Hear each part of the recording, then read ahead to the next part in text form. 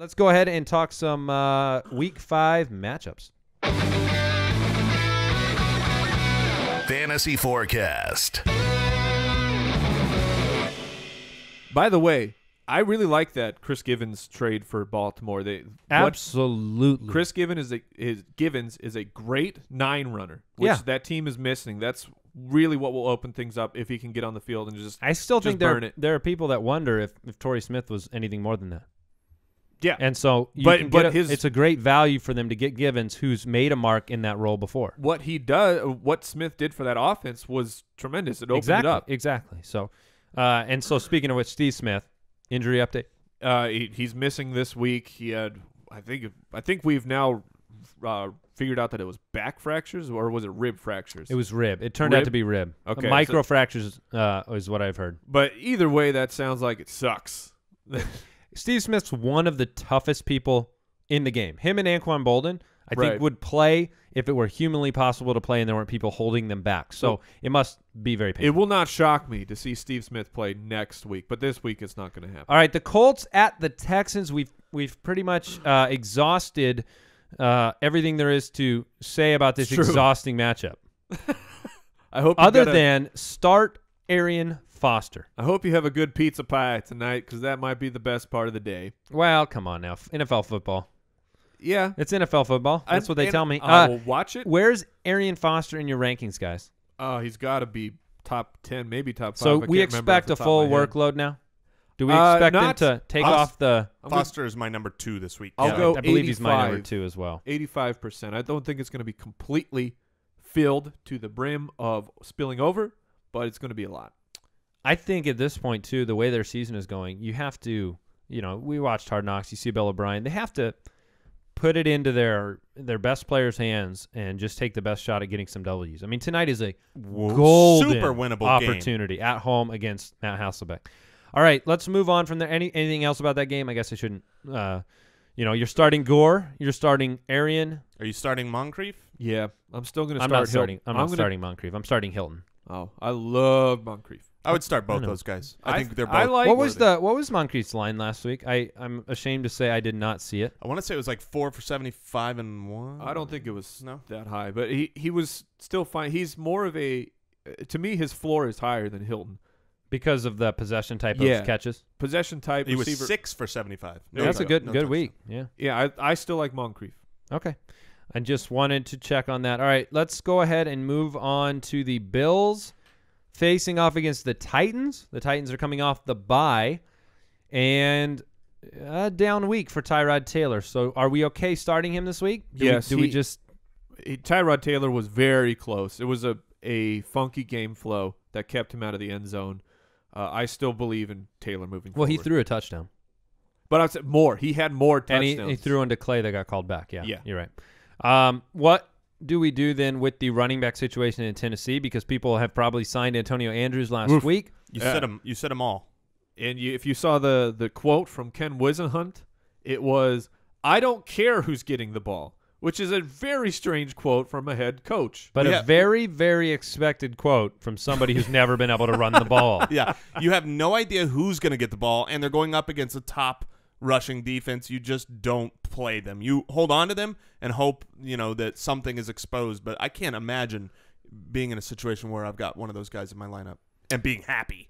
Yeah. I would still stash Andrews for now. See if he can get anything going. Is Watkins going to play? No. I do not believe Watkins will play. He still has not practiced. I think he's got another week off at least. So this makes Charles Clay a very good start for the Buffalo Bills. Yeah, I love He's Clay. Sitting at, I think, 5 right now on the tight end rankings. Yeah. He's had a great season. And his rapport with Taylor's building and his quantity of catches. He's not just like he's not a goal line tight end. Speaking of guys who can buy targets, Charles Clay got a hefty contract as well. Yeah, that is absolutely true. Now 9 for 111 yards last week. Pachow! And that was removing that 30-yard touchdown that was called back. So I've had a lot of questions about Kendall Wright or blank this week, and a lot of people don't want to start Kendall Wright.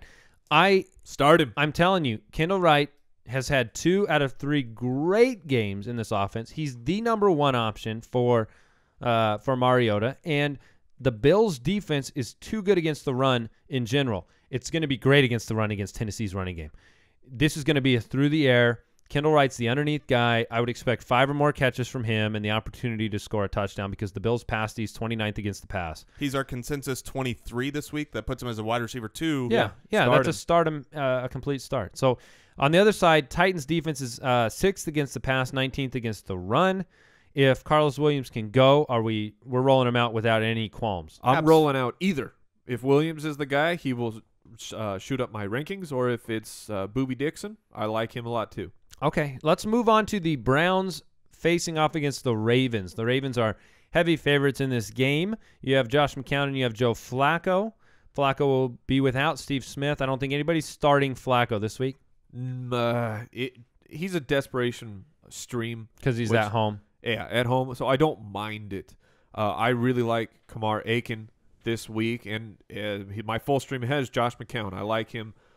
Even though it's on the road for him, I'm not sure which Browns receiver is going to do it, so I'm not really keen to start any of them. I guess Benjamin if you have to, right? But I like McCown as a streamer. What happened to that Dwayne Bowe guy you liked a lot? He's resting, and when he's resting with a lot of money, he's laying on his bed. Yeah, he's actually swimming in a big bank vault of gold coins. Unlike a Scrooge McDuck. Yeah, well, he's a pretty terrible wide receiver right now. And I'm gonna go on my weekly don't play the tight end against the Ravens watch. So Gary Barnidge, when you went and picked him up after the last 2 weeks, don't play him. He might be legit this year, but I don't like the matchup at all for the tight end. All right, I've had a lot of questions about Duke Johnson. He's one of the biggest waiver wire pickups this past week after he had a high volume of catches last week. I like him. I had to sign him in a bunch of leagues that I'm rolling. I had to sign him in all the leagues where I have Shady McCoy but couldn't get Carlos Williams or, different injuries. Who do you start between Duke and Crowell now?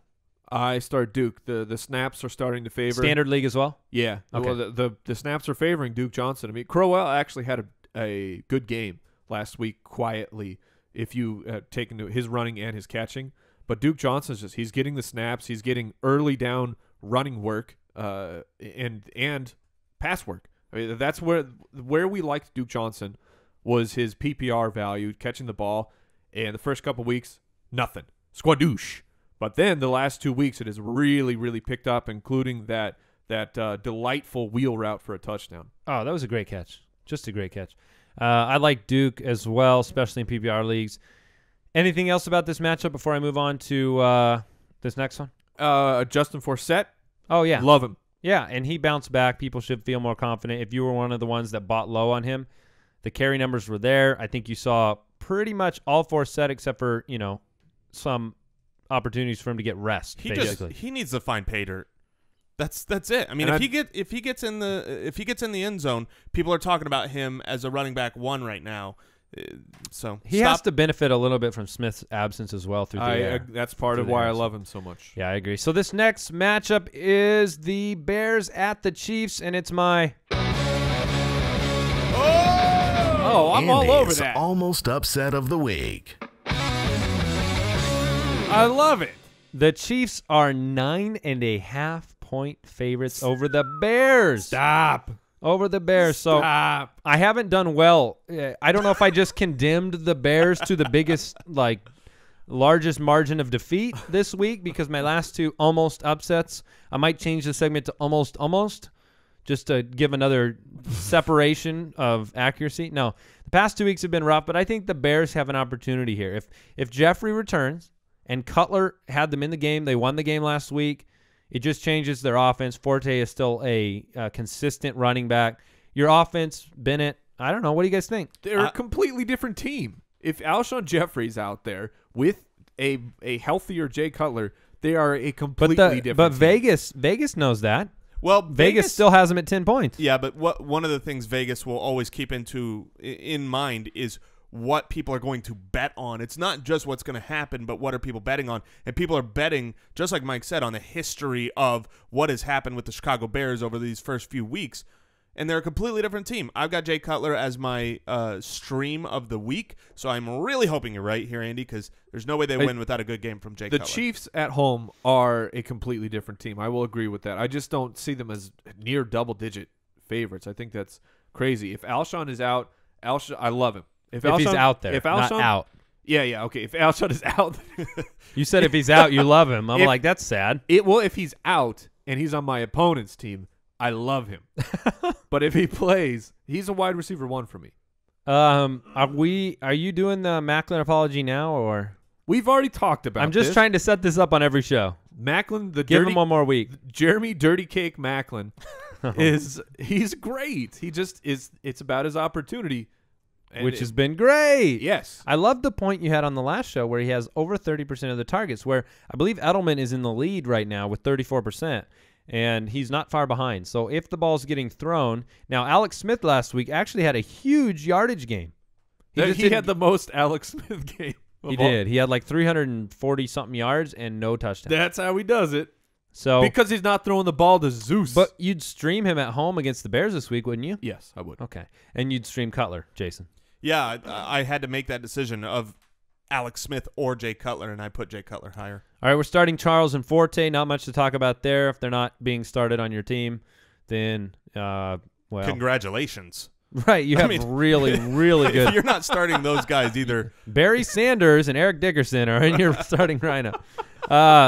Bears defense is still ranked bad against the pass in fantasy and great against the pass in regular NFL stats because they're fourth against the pass right now. They've been giving up touchdowns through the air, but they haven't been giving up a lot of yardage and things like that. And some of that is because of, a lot of that might come from just that Cardinals game where special teams really put the Cardinals in position to get some touchdowns, easy. So it is early. The Chiefs, on the other hand, are the worst against the pass. Yeah, their secondary is in trouble. And my point for the Bears was they're 24th against the run, and you will often see that if a team is really, really high in one defensive area, it's because they're terrible in the other. The teams are running. They don't need to throw. You just run on the Chicago Bears.